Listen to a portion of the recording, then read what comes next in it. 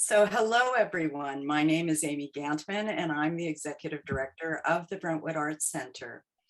I thank you and welcome you to our virtual auditorium for BAC's Conversations on Art with our host, Meg Linton, and guest artist, Blue McRight. It has been a challenging time for the world and for the BAC as we transitioned our offerings to a virtual format, which has allowed the BAC to continue to fulfill its mission of providing high quality arts educational opportunities to students of all ages. Our success is due to our incredible and generous board of directors, our leadership council, donors, staff, faculty, and students who support the BAC through thick and thin. The pandemic has also allowed us to experiment with new technology and to create programs like Conversations on Art. And I would like to thank our anonymous donor who has made this series possible for the next 12 months. We can only do all that we do because of our generous donors who believe everyone should have access to the arts and to education. Our host, Meg Linton, and I met at Otis College of Art and Design while she was the director of exhibitions for the Ben Maltz Gallery, and I was the dean of continuing education. We collaborated on many public programs, and I'm thrilled we were able to bring her love and respect to the art of the artist to the BAC. She has been visiting artist studios for over 20 years in her various roles as director and curator of contemporary art spaces in the Central and Southern California region. Currently, Meg is working on an exhibition about the life and work of artist Keith Julius Puccinelli. She's writing a novel and, of course, conversing with Blue McRight for BAC this afternoon. I'd like to thank Meg Linton for joining us and welcome her here today as well. Thank you, Meg. Thank you, Amy. I'm excited to be here and welcome everyone. Happy Lunar New Year. With this, everything that's been going on, we all need a little tiger in our roar, to help us with courage, resilience, and strength this year. Thank you for coming to the Brentwood Art Center's visual auditorium and sharing your lunch hour with us. I also want to thank the BAC team and our anonymous donor for making our conversations possible. And before I introduce you to Blue, I want to let you know that we are recording this program. If you have any questions, you can type them into the chat box and I will either work them into the conversation as we go along, or I'll save them till the end, but I will get to them. And I've also been asked to request that all of you mute your sound and also turn off your video. So it makes the recording work better. I'm going to also try and put some information in the chat box. I had a little issue a minute ago with it, so that will have other resources and access to Blue's website and some upcoming exhibitions. So with that, a little bit of housekeeping. I am thrilled to have Blue McRight virtually bring us into our studio today. Blue has been exhibiting since the early 90s, and it's been a delight watching her develop her visual language over the years as she translates her interests and concerns into different media. She has an impressive resume that you can view on her website, where you will also see that she has exhibited nationally and internationally, and her work is held in many public collections. In an article in Sculpture Magazine in 2013, Kathleen Whitney observed that Blue's work is richly imaginative. Blue's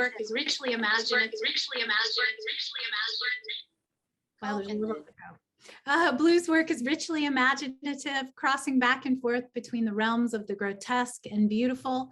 Although McRight intends to make a point, she is never didactic. She elegantly and economically abstracts the political issue of diminishing resources, turning it into a powerful, authentic, and personal statement. With that, please welcome Blue McRight. She joins us from her beautiful studio in Venice Beach. And hello, my friend. Hi, Meg. Thank you. And thank you, Amy. And thank you, everyone, for coming. I really appreciate it. And I'm going to we're going to have a PowerPoint, but I'm going to start first by just doing a quick little video tour of my studio, which is, here we are. I'm going to just go all the way around. So there's my new work. And here's the messy work area. And back around. So that's a lightning fast studio view. Now I'm going to move back down to my seat. And I am going to start our PowerPoint. So just give me 1 second. Here's Blue's. Okay. And we are ready to go, Blue. Do you want to tell us what we're seeing? Yes. I am water. Across various media, including painting, sculpture, installation, and public art, water and its lack has been my core subject matter for years. This image is untitled Spew from 2010, and it's an oil on sketchbook painting from the Sirens series. Growing up on the East Coast and spending summers at the beach, my engagement with water is lifelong. But I had a pivotal experience regarding water in the 1980s. I was working as a wilderness guide in the mountains outside Santa Fe, New Mexico, when seemingly overnight, it became unsafe to drink water from the lakes and streams. They were polluted. In that moment, everything changed forever. And although I didn't focus on water as my artwork's primary subject matter at that time, after I moved to LA in 1985, another significant moment occurred. I was jolted by the sight of Caltrans painting the freeway verges green with lawn paint because of a drought. I knew I had to use that paint. It was clear that the lawn was a place where nature and culture collided. And as a wilderness person now living in an urban environment, I felt that same collision. In this arid region, such an insistence on an imported, inappropriate European landscape convention seemed completely incongruous. And at that point, my artistic practice and my environmental concerns converged. Next slide. There we go. Thank you. In subsequent years, I created numerous paintings as well as sculpture and installations, utilizing materials such as real and artificial grass, lawn ornaments, garden supplies, and that same lawn paint used by Caltrans. A significant milestone in my exploration of the lawn was the exhibition Quench at Samuel Freeman Gallery in 2013, and that is what this image is. The installation consisted of over 50 sculptures related to water and water distribution, including found objects such as vintage sprinklers and nozzles, garden and scuba hoses, driftwood, and tree branches. Next. Hey, Blue, before we go to the next slide, Yeah. So when I first met you, you were doing the amazing watercolors, the first slide that we saw, and then you kind of shifted to sculpture. How can you just talk about that transition a little bit? Well, I was trained as a painter, and I sometimes long for the days when I could show up to install my show with a shoebox full of little paintings. It's not like that now. But I became interested in and had the opportunity to do public art in the early 90s, my first project. And working with physical space and in the public realm, although my first project was an installation of paintings at Culver City Hall, it made me realize that I was very interested in that. And so I did I've done quite a number of public art projects since then. And with each one, I had my kind of my studio painting practice going, but I also was doing these big objects out in the world. And I just realized at some point that I was more interested in making things with my hands than painting pictures of things, although I still love to draw, and that's kind of just evolved over a number of years. That's great. Thanks. Okay, next. Yep. There we go. So many of the objects from the Quench exhibition were wrapped in black elastic bandage bound with intricate nets of thread and connected with black garden hoses into a kind of 3D drawing. So even as a sculptor, I was still playing with graphic depictions, if you will, and what it was like to basically draw, quote unquote, with these big black lines, these garden hoses that I was using in my sculpture. Next slide. This is Big Rainmaker, one of the objects from the exhibition. This is from 2011, and it's made from a tree branch, a hose hardware, scuba hoses, elastic bandages, and thread. I love how these all have little personalities. Well, you know, I'm very interested in animating inanimate objects. To me, that's the essence of abstract sculpture for me personally, is if you can, always strive to have some kind of a spark going that takes it beyond just something that's sitting there. So this piece is called Well Wisher, and it's also from 2011, the same exhibition. It's made using a tree trunk that I found on the street, found hand water pump, a old steel thing, vintage hose nozzles, elastic bandages, and thread. Where'd you find all the vintage nozzles? On eBay. On eBay? And at garage sales. But I get some of my stuff on eBay, and I always buy things that are used. I very rarely buy anything new, but it's a great source so you don't have to go to 500 garage sales to try to get enough nozzles. Yeah. This is stunning. Thank you. I was awarded a COLA fellowship in 2015 and created the installation font shown here at the fellowship exhibition at Los Angeles Municipal Art Gallery in 2016. Font on the left consists of nearly 1,000 used books, all of whose covers are the colors of water: blue, green, gray, white, even brown, white, and black.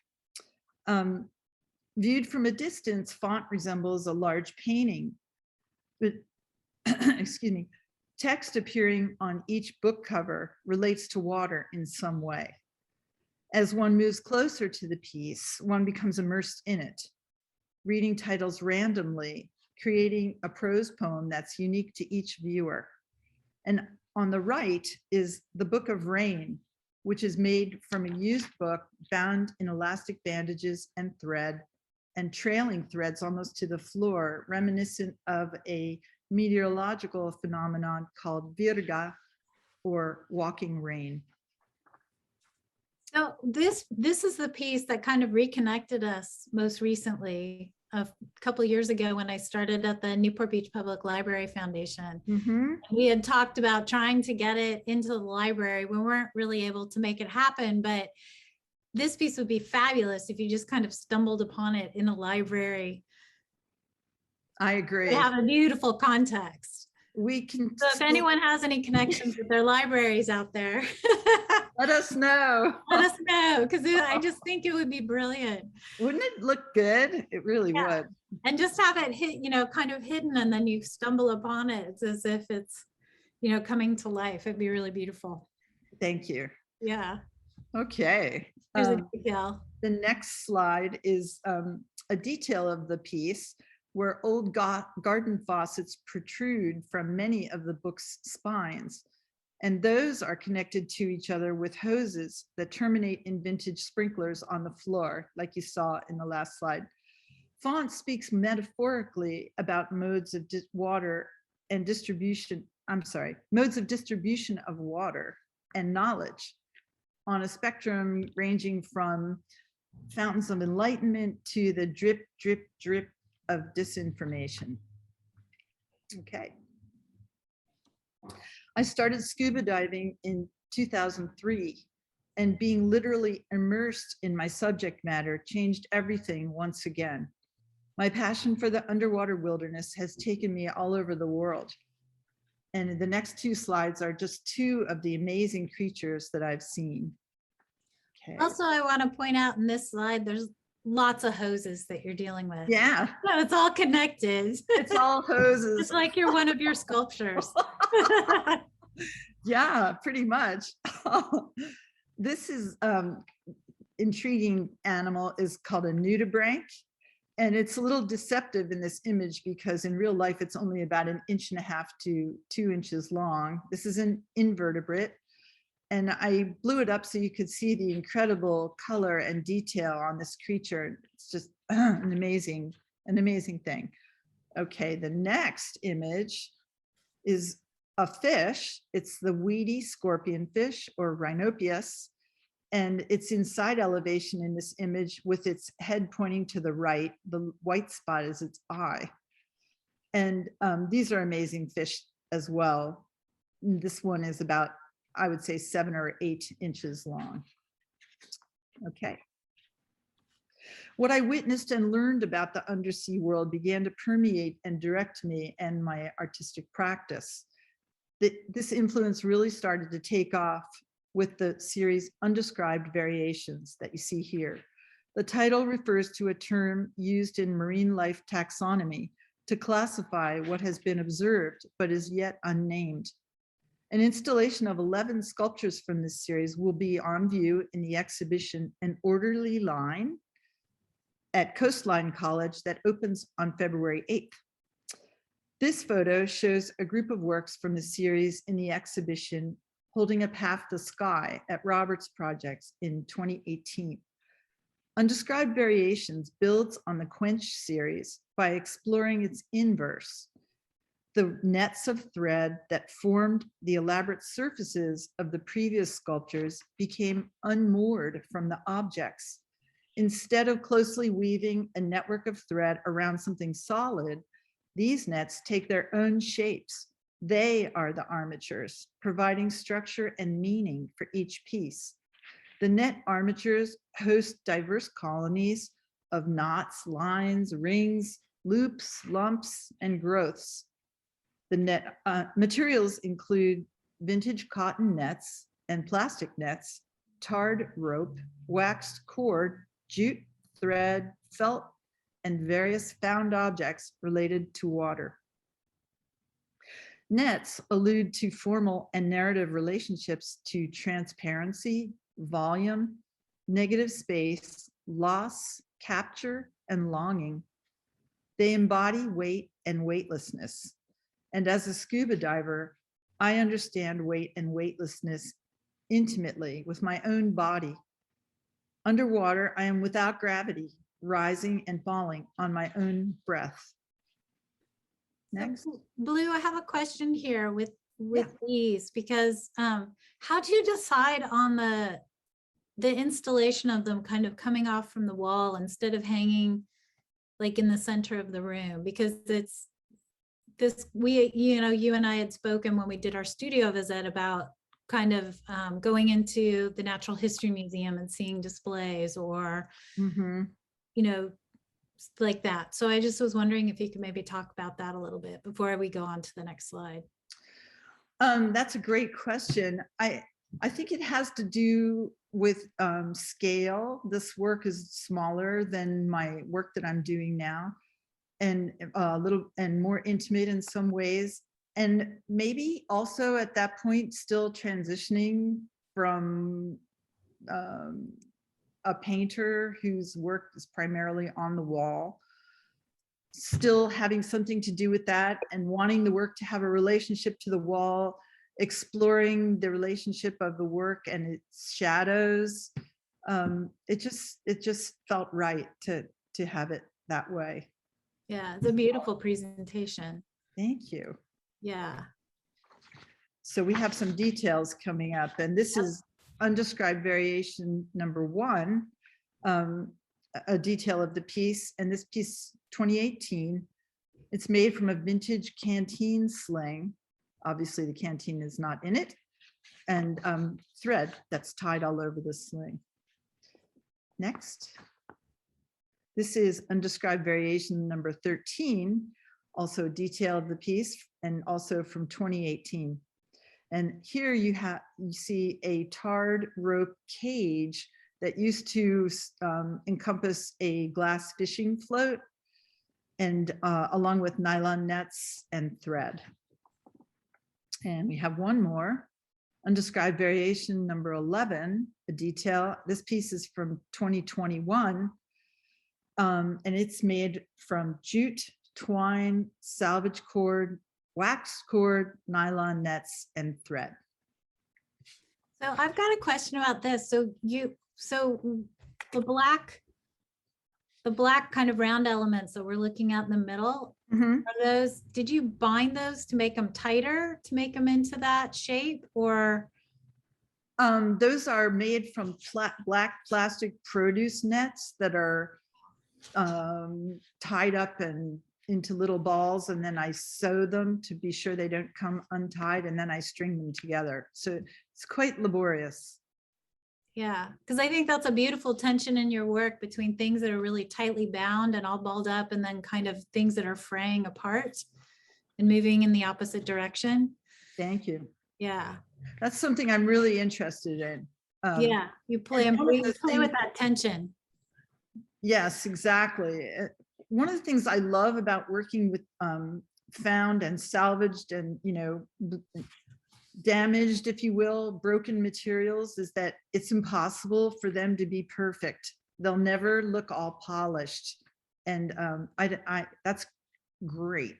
I don't want that. I don't want a polished product, if you will. And it contributes to that sense of animation in the inanimate objects. If these things, they have their own life. They have memory of what they were before. Mhm. So, Yeah. that's a great observation, Meg. Okay, as my passion for the ocean grew. Oh, wait, did we skip? I'm sorry. What happened? Sorry. That's okay. I think Did we we? skipped a couple. Yeah. This is what I have. Oh, okay. Well, you just won't worry about that then. Okay. Yeah, I know we had edited down a little bit, so. Okay. But this For is you 20 and Charlie. What we skipped over was just me showing off my collection of found plastic straws. And I just wanted to mention that as my passion for the ocean grew, I became aware of serious problems such as ocean plastic pollution. And taking part in beach cleanups with the Surfrider Foundation got me thinking about how to use plastic trash as material for artwork. And a few years ago, I began to collect straws on my runs, and now I get them everywhere I go.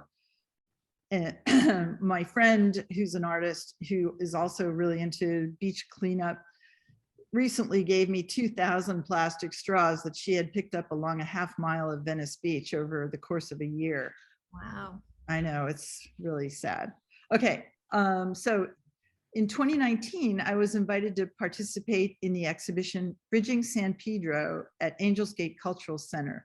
My collaborative project, Fathom, encouraged its makers to understand and personalize the urgent problems of ocean plastic pollution, as well as local sea level rise. I needed a lot of plastic trash for the sculptures I intended to make with community members, and was working with the Surfrider Foundation when Angels Gate director Amy Erickson introduced me to Captain Charles Moore of Long Beach, a brilliant researcher, author, and waterman. Thank you very much, and have a great week. Who discovered the Great Pacific Garbage Patch. And here we are on his research vessel, the Algeta. Okay. Turned out that Captain Moore had just returned from another voyage to the garbage patch and graciously donated some of his famous salvage trash to my project. And through a series of workshops, the installation Fathom was created. And here's a shot of it at Angels Gate. Okay. Do you want to, can you just tell us a little bit about Captain Moore? And because you've developed a good relationship with him and his, we had talked about his book and so forth. Mhm. He, It Charles, has an influence on you, absolutely. I mean, he's been a huge influence on me. This project changed my practice, and meeting him just helped me focus my awareness on this problem of ocean plastic pollution and how to use this material in my own work. Captain Moore is a brilliant researcher who has several foundations, the Moore Institute for Plastic Research, and the Algalita Foundation, which is a global foundation that works with all kinds of organizations and young people to raise awareness about plastic pollution, as well as going out on his sailing on his catamaran out into the middle of the Pacific Ocean and all around the Pacific Ocean to conduct water sampling and surveying of what's out there. And no one would, well, maybe by now, I'm sure somebody would have found it, but he discovered and put it together that there was a huge gyre of plastic waste out in the Pacific. And now we know that there are multiple gyres, and it's a gigantic area. And people say, well, where is it? Well, it moves around. Mhm. And also, it's not just objects, it's nanoplastics that are the creatures are eating. I mean, we could really go down the rabbit hole on this, but if you really wanted to learn something, you can read his fantastic book called Plastic Ocean, which is not very cheerful, but it's highly informative. Yeah. He's doing really good work. He's a very generous man, Yeah. and he's got a great sense of humor. He's wickedly funny and brilliant. Awesome. Thank you. I just wanted to make sure we got that out there. Yeah. Because, it has been an influence, and it was a remarkable change in your work from this show. Yeah, it really, doing this project Fathom, and I also want to thank Jill Moniz, the curator who invited me to do this project, engaging with plastic trash. Like I mentioned before, I had started to think about, like, how can I use this stuff as a result of doing beach cleanups, but having it as a focus of a project and meeting him, and just, it opened a door for me that I just went up through, and now that's what I'm doing. That's great. Oh, here's here we here's are. your slide. This is me coming back from my run with things I've gleaned along the way. Now, this is inadequate. I now carry a bag with me when I'm running, and I'm obnoxious to go for a run with because I stop every 5 seconds to pick something up. Okay. Oh, and here's the 2000. And there's the 2000 straws, 7 5-gallon bags of straws. Oh my goodness. Don't use them. Yep. Okay. Here's your work table. And that was pretty much it, because although I had utilized found objects in much of my work for years, salvage and reuse has become the core of my practice and message, as you can see in this shot of part of one of my work tables with the straws and the lids and random pieces of dive gear, reef hooks, and just, nets, all kinds of, and this is only part of my giant inventory of lovely and wonderful trash. So do you carry a bag with you when you go scuba diving? No, I carry a camera. Okay. But I do put some things in my pocket. Theoretically, here's the thing that's interesting about trash when diving. Okay, it's horrible to see it. I don't like it. But the fact of the matter is that, and I don't condone it, by the way, the fact of the matter is anything that lands on the bottom is potentially habitat. And you would not believe the creatures that move into an old shoe or a bottle or I once saw a gigantic bra on the bottom that was completely encrusted with coral and had little fish living on it. I mean, it's just amazing. So you're really not supposed to pick up anything. And I try to adhere to that. That's, yeah, we wouldn't have thought of that.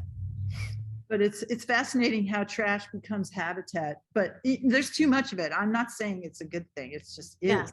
You know, the fish are and the creatures are adapting to the changes in their environment. I'm not saying they're great changes. Yeah. Okay. I also retrieve and collect discarded plastic lids from Venice Beach and its surroundings. And this is a detail of a piece called It's Different Now from 2021, and made from salvaged plastic lids tied together with paracord and thread into a web-like net. In the next slide, you can see the entire piece. It's about 6 feet tall and it's suspended from the ceiling far enough out from the wall so you can walk all the way around it. Okay. And plastic lids are not recyclable, right? Like some of them are, some of them aren't. Theoretically, if they're part of something that has a recyclable mark on the bottom, you know, like a bottle or something, theoretically they're recyclable. But the bottom line is, there's so many problems with recycling. I mean, it's kind of not real. I hate to say that, but it's not. It's so tiny of a percentage of things actually get recycled. Most of it goes to the landfill or it gets burned. And what I find on the beach and in the gutters and where I'm picking stuff up is just lids everywhere. And so you don't know what they are. They're separated from their bottles, and the lids by themselves are not marked with any kind of a number, you know, 4, 7, whatever it is, that's the type of plastic. And so it's hard to discern where it can go. That's right. Yeah. That's right. And so, and it's a huge problem. I don't need to tell anybody that. It's just obvious. All you have to do is walk down the street. Yep. Okay, this photo shows my current body of work as an installation in my studio, which you kind of saw as in the beginning. These pieces are fabricated primarily of salvaged and upcycled materials. I call this series The Invisible Obvious. The title alludes to what is right in front of us, but not seen.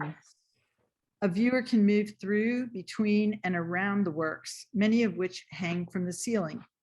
As seen here and in the undescribed variations, the organic processes of life, death, reproductive behaviors, and gender fluidity in marine creatures have inspired me to create a visual and metaphoric language in response to what I've seen and learned. For example, I'm fascinated by creatures with clear bodies, and there are many. One can see their guts, spines, reproductive organs, even their optic nerves and brains. This detail of C-stack red spine from 2020 shows some of my thinking about that. Can you tell us what the materials are? Yeah, it's salvage bait baskets. If you go to the next slide, you can see the whole piece. Yeah, salvage bait baskets and nylon nets. And then maybe, well, can you go back to the first one? Yeah. Sorry. Yeah. The piece, if you look really carefully, or maybe there's a way to zoom in, the piece also has big fake plastic pearls sewn on it, scattered around on it, which are from a broken necklace. Any plastic is fair game. Any wrecked up plastic. Okay. This piece, I'm sorry, could we just go back one second? Sure. There we go. Thank you. This piece is an example of how many of my sculptures are informed by this physiological characteristic of the clear bodies and the central spine, with a spine encased in and visible through nets or metal mesh, in this case, salvage bait baskets. And this piece is one of 4 sculptures that were included in the exhibition of Rope and Chain, Her Bones Are Made at Craig Krull Gallery in 2021. Okay. Here's one that's clear, a translucent coral goby, about 1 inch long, and you can see its little eye veins and its guts in there, and you can see the coral right through it. In the next image, this is a 2-inch long Saris body anemone shrimp, which is also perfectly clear, except for its spots. And the head is on the right side. You can see its antennas coming out. And then on the left, if you look carefully, you can see that it's carrying eggs. So to look into a body and see the eggs in there, I mean, it's just, it blows my mind every time. I never get tired of it. Okay. And you can see that I do it by myself from 2020, and this is a detail, is also carrying something. The sculpture embodies ideas about self-fertilization and sexual ambiguity, both of which exist in abundance in the marine world. Next. So tell us what this is. What are the materials? Okay, this is made from found nets and some new nets, some found nets, and socks, baby socks that are stuffed with used bubble wrap and plastic bags that, you know, I just have. Everyone has that stuff. Everyone has that stuff. So what am I going to do with it? I can't throw it away. That's not allowed. Yeah.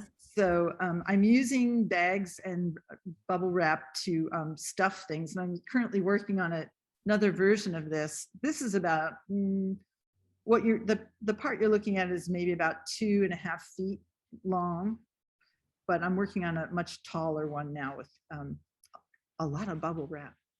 And then of course, thread, sewing it all together. Yep. It's just beautiful. Thank you.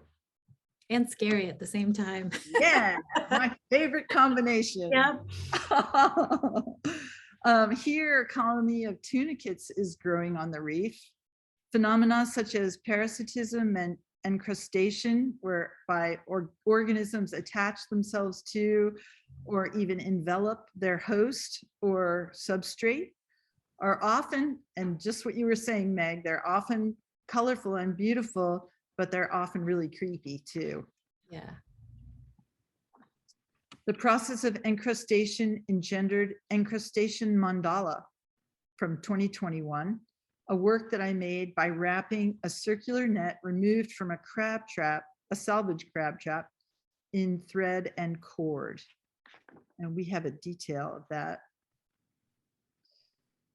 The black color is the original net, the crab trap net, gathered, bound, and then now trailing these colorful filaments.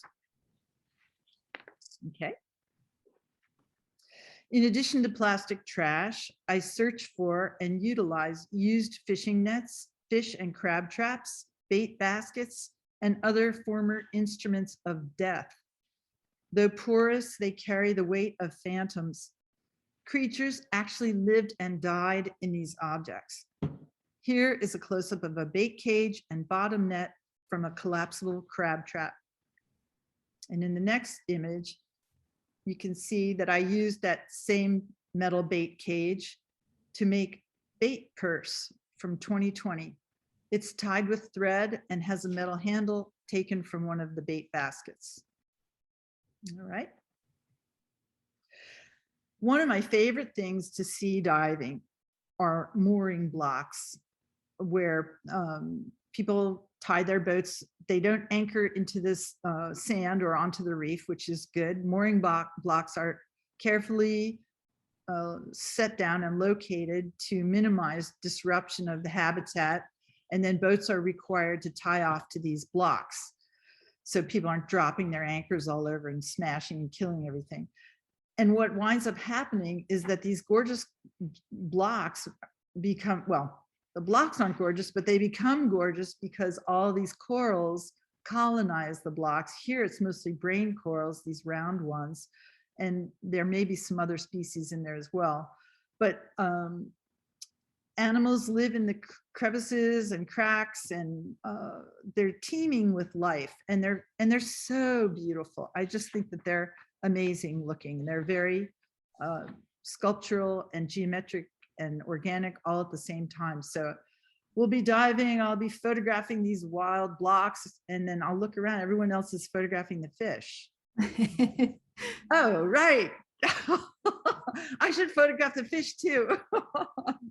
Okay, but that's an inspiration. And many animals live in human-made structures, not just the blocks, but like here's just a pile of rope. And a painted frogfish, which is the white, if you look carefully to the right, you can see its little downturned mouth and its fins that are outspread to brace itself. And it's taken up residency on the ropes, and so has a white encrusting sponge, which is covering the rope. So the frogfish is desperately trying to blend into the sponge so that I won't notice him. Because they're like a chameleon, right? They can camouflage themselves. They can, but they don't change. They can and do to match their surroundings, but they don't change instantly like a chameleon or an octopus. It takes them a number of days to transition from one color to another, but they're very cryptic. They're usually very hard to find, but sometimes you get lucky and there's like a bright yellow one sitting on a rock or something, and it's like, oh, hey, I found a frogfish. And if you look carefully at this photograph, to the left where the ropes cross, just to the left of the X, are two vertical brown fish. They look brown here. They're not. They're actually intricately colored. They're ornate ghost pipefish, and it's a male and female pair, and they're also just hovering there praying that I won't notice them, but I did. Yeah, they look like vertical spines or something. They're amazing looking. That's another good thing to Google, and you're off and you have 5 minutes to spare. The ornate ghost pipefish. They're stunningly beautiful animals. All right. Wait, wrong way. Yeah. The liveaboard dive boat that we frequently travel on, the Dewi Nusantara, is also full of sculptural features, like this sail bundled to the mast with ropes. And the next image as well, a big block and tackle, just gorgeous. In this image, you can see that boat rigging has prompted me to incorporate elements of it into my work. Here we have aquaculture from 2021, and it's a hybrid of 2 fishing nets, a cast net and a landing net. The piece is held in tension vertically and counterbalanced by old plastic net floats strung on a salvaged rope that runs between 2 rusty pulleys. This piece is the first of a group of 2-part pieces I'm making that balance each other and hold each other in tension. The composition speaks metaphorically about interdependency, however precarious, between 2 disparate entities. And in this detail of aquaculture, you can see how the 2 nets are tied, sewn, and sutured with thread.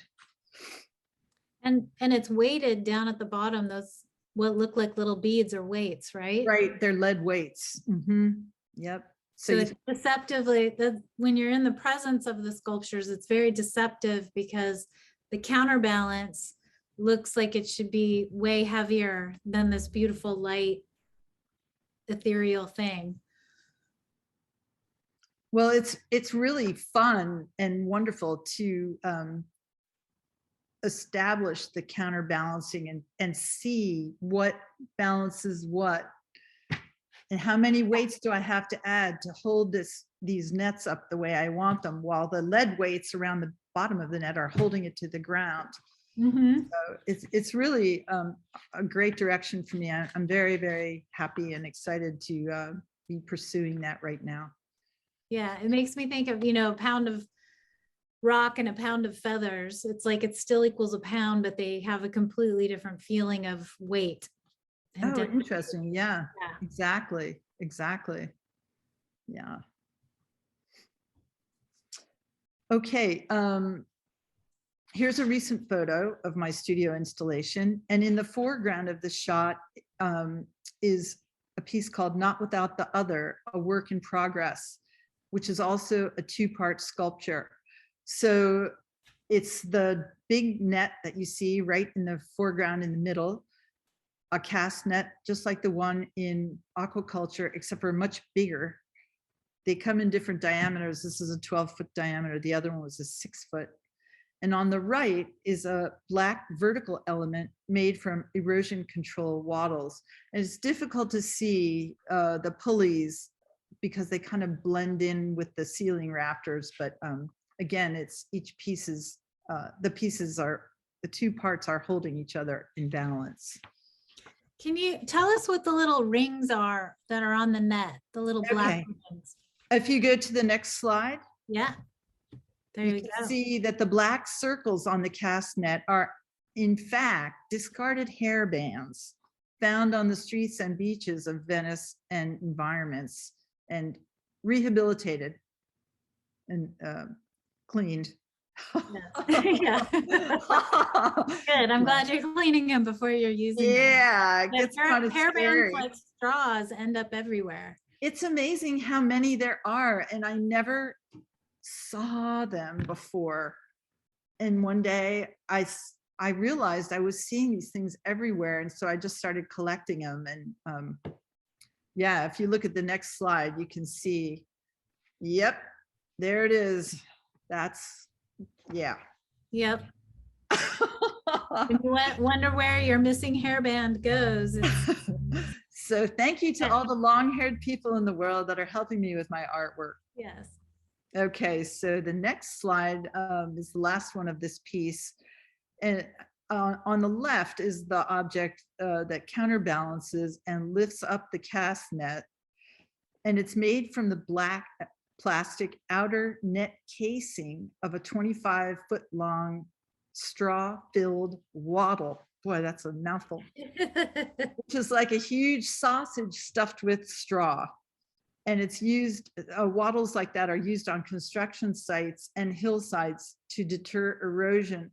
So again, we have the implied use of water in these materials. It's just fascinating how it keeps unfolding. And then we see in the next slide what happens typically to these things when they don't become artwork. They go right into the dumpster when they're no longer useful. And that's where I find them, remove the straw and use the plastic nets for my sculpture. And it's very messy business. I bet. They look really heavy too. They're awkward because they're so long and they are kind of heavy, but I had some on my driveway because where was I going to store them? And they got rained on and then they were really heavy. Yeah. And that was most unpleasant, but I got them out. Okay. I'd like to share a short video taken by my friend and internationally renowned underwater videographer and researcher, Anna Deloach. The video lets you experience moments from underwater during one of the most incredible phenomena of the natural world that occurs every single night. The vast vertical migration of creatures coming up to surface waters from the deep sea where they live during the day. You enter the water in pitch darkness and your dive light reveals trillions of tiny transparent animals zooming by you like a snowstorm in outer space. So as the video plays, I'll tell you what these creatures are. The first one is a larval anemone.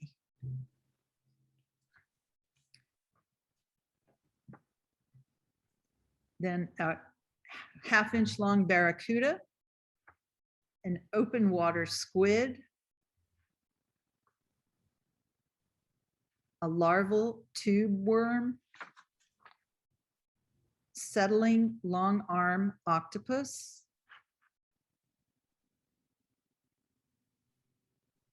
a half-inch long sea butterfly. Wow. They're gorgeous. They're amazing. So have you seen these things in person? I've seen some of them. This is a pipefish. I'll tell you in a second. And then the larval wonderpuss octopus. And a young deep water glassfish using a jellyfish for shelter, which happens a lot.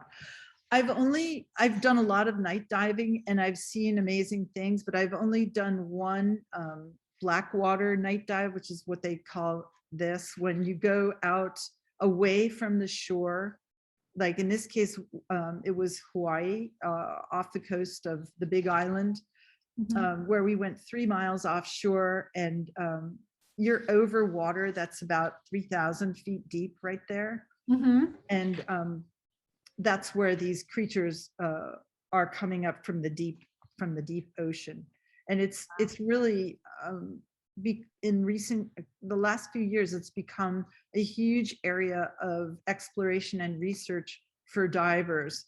And in fact, my friends Anna Deloach and her husband Ned are working on a project with the Smithsonian to take samples of these creatures and start a database for classification, because this is such a new field that it's just starting to get a lot of attention, and it's wide open for research. And genetic techniques for making the identifications are used frequently, because the appearance of these animals changes so radically from their larval stage to their settled stage and then their mature stage that they look, a lot of times they look nothing like what they look like as adults. But it's absolutely fascinating, this black water.